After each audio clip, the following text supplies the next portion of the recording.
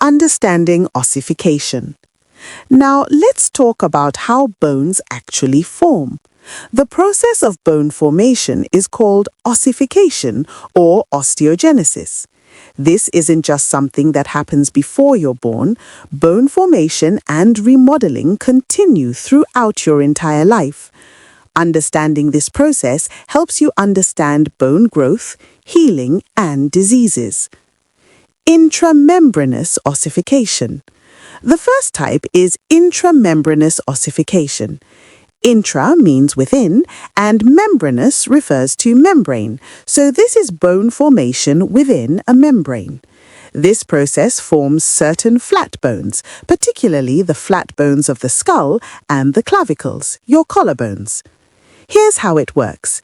It starts with mesenchymal cells, which are embryonic connective tissue cells, clustering together in the area where bone will form. These cells differentiate into osteoblasts, the bone-building cells we talked about earlier. The osteoblasts secrete the organic part of bone matrix, mainly collagen fibers. Then, calcium salts are deposited in this matrix, hardening it into bone. The bone continues to grow outward in all directions, eventually forming the characteristic shape of that particular bone. Endochondral ossification. The second type is endochondral ossification.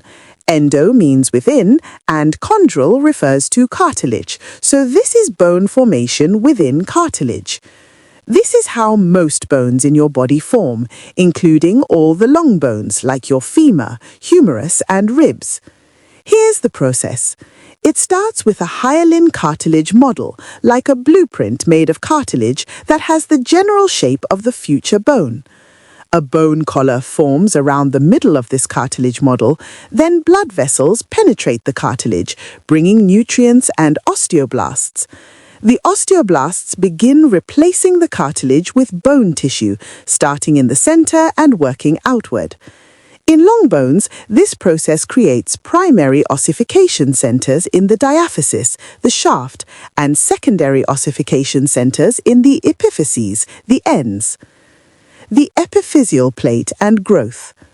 Between the diaphysis and epiphysis in children and adolescents, there's a layer of cartilage called the epiphyseal plate or growth plate.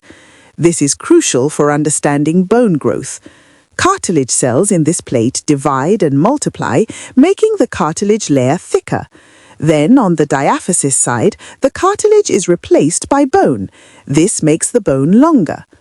Growth continues until late adolescence or early 20s, when the entire epiphyseal plate is replaced by bone, forming the epiphyseal line. Once this happens, bones can no longer grow in length. This is why X-rays of children's bones show clear growth plates, while adult bones show epiphyseal lines instead. Clinical application. Let's look at an example. This is for educational purposes only. Imagine you're working in a pediatric clinic in Lagos, and a concerned mother brings in her 14-year-old son who's shorter than his peers. The doctor orders an X-ray of his wrist to assess bone age. Understanding bone formation helps you explain this to the mother. The X-ray shows the epiphyseal plates, and by comparing them to standard images, the doctor can determine if his bone development matches his chronological age. If his growth plates are still open and his bone age is younger than 14, there's still potential for growth. If the plates are closing early, it might explain his short stature. This assessment helps determine if growth hormone therapy or other interventions might be beneficial.